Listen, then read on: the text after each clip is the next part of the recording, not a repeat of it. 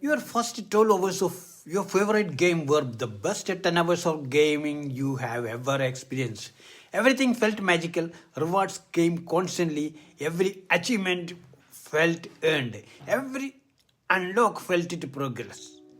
You were in a state of pure flow. Then something happened. By hour 100, you are grinding for 2 hours just to feel what you used to feel in 10 minutes, and you hate it. You hate the game. You hate yourself for playing it. You know you should quit, but you don't. So, what changed? Did the game get worse? Did you get worse? Did something break in your brain? No, something far more elegant happened. Your brain adapted, and once you understand how and why, you will realize you are not weak. You are actually incredibly predictable. Every single gamer experiences this exact same thing.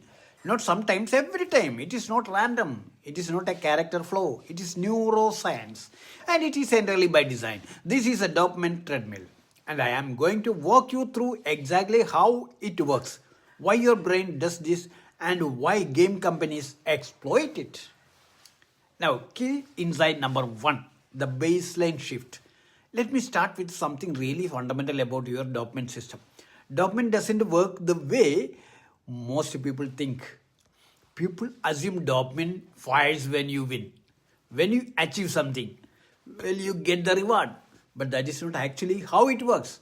Dopamine fires on anticipation, on possibility, on the moment right before you find out whether you are going to get the thing or not.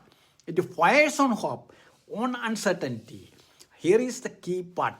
Your dopamine system is designed to notice changes, not constants. Think about it. When you first download Candy Crush, every level you beat releases dopamine.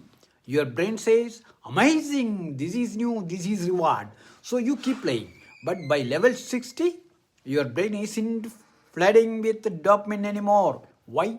Because level completion has become expected. It's normal. Your brain stops noticing it. This is called hedonic adaptation, and it is your brain's way of always looking for the next new thing, the next change. It is actually incredibly intelligent. In a natural environment, this helps you survive. You notice when something changes because changes can be dangerous. But in a game, this adaptive ability becomes a trap. Because as your baseline shifts, the game needs to provide more stimulation to achieve the game dopamine response. You need bigger rewards, harder challenges, more status at stake. You are literally running faster on the same machine just to stay in place. If you have ever felt that specific moment when a game stopped being exciting and started feeling like work, that is the moment your baseline shifted. That is hedonic adaptation in real time. Now, key insight number two, tolerance escalation. Now, let's talk about what happens next. It's called tolerance escalation. Once your dopamine system adapts to a reward level, you need more of that same reward to feel the same high. This is why the first time you unlock something in Clash Royale, you feel amazing. But by the 50th time you unlock something identical, you feel almost nothing. So you need a bigger unlock, a rarer card, a higher rank. The game company knows this. They watch your data. They see exactly when you are starting to adapt. And right on schedule, they release a new tier of rewards that is more exclusive, more rare, more powerful. You are addicted to the progression itself, not the game. You are addicted to the feeling that you are moving forward. But here is the psychological trap. The game is designed so that forward movement requires more time investment than it did before. Think about Candy Crush for a second. The first 10 levels, you beat them casually. The difficulty curve is intentionally low. Your dopamine is spiking. Then you hit level 50. Now each level takes 30 minutes. Then level 100, an hour. Then you hit a wall where you literally cannot progress without buying boosters. What just happened? Your tolerance escalated. You need more difficulty, more struggle, more time to feel the same sense of achievement. And you know what is wild?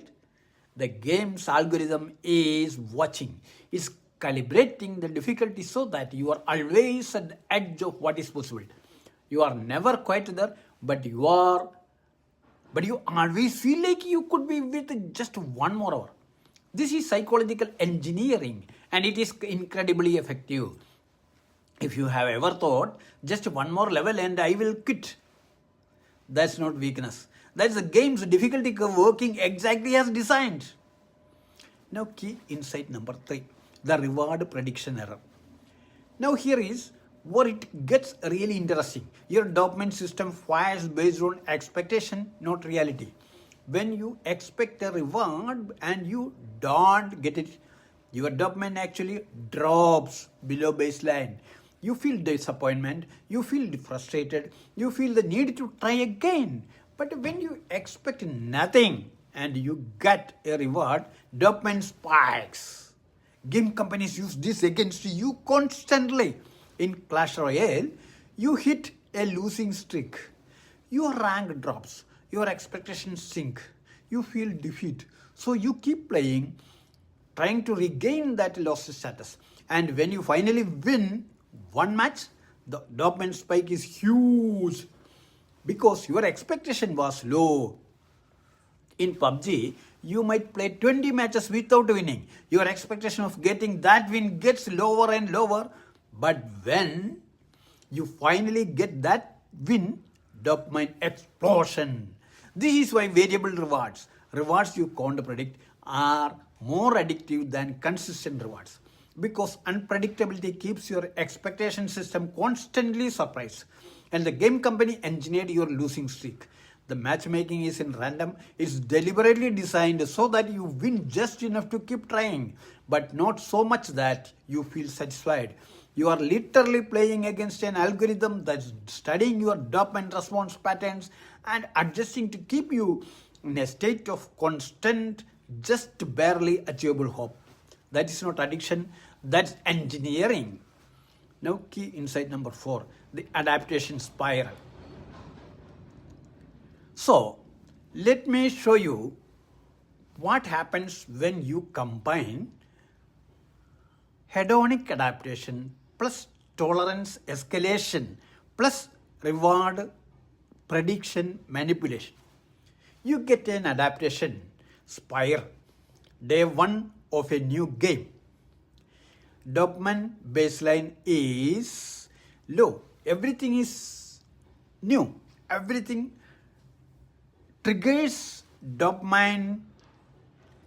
You are in flow state. Hours pass without you noticing. Hours pass without you noticing. Day 7. Your baseline has shifted. You have adapted to the reward structure. You need more to feel the same. So the game introduces new content, new levels, new cosmetics. Your dopamine spikes again temporarily. Now day 30. You have adapted again. You need even more difficult challenges, higher stakes, more visible gains. Understand?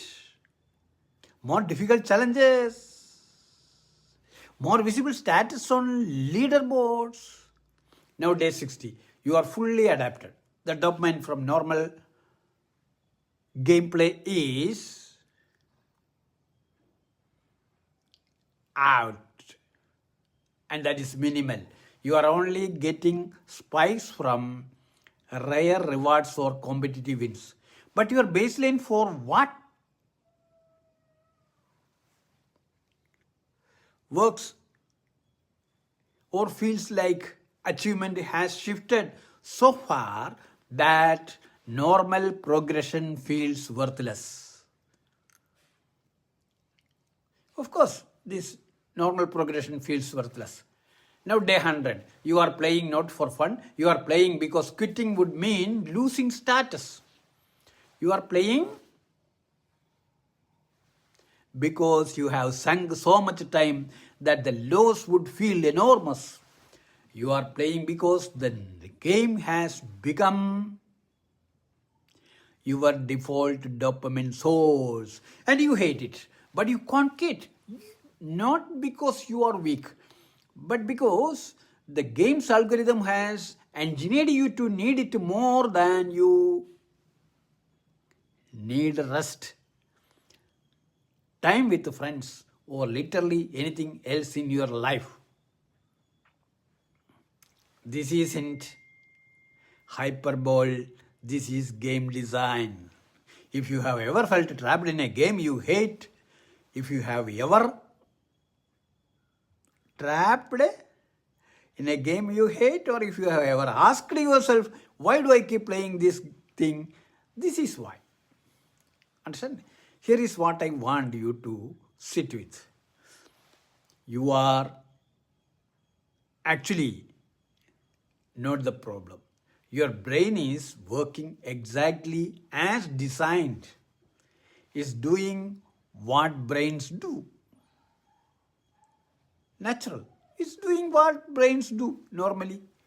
That's all. That is adapting, seeking novelty, seeking progress. The problem is that you are playing against engineers who created this game for you. The problem is that you are playing against engineers. Okay? And those engineers understand your brain better than you do, who have studied your psychology, who have spent millions of hours, or who have spent millions optimizing every move of yours. Understand that? They have spent millions optimizing every variable to keep you on this treadmill. And if this is hitting you, if you recognize yourself in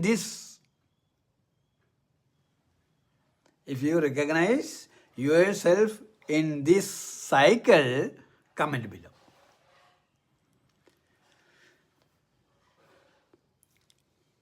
Okay? You place one comment below. Remember, if you recognize yourself in this cycle, you just comment below.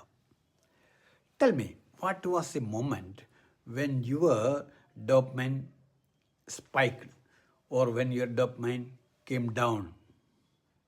Or what was the moment when your favorite game stopped by you? Thank you.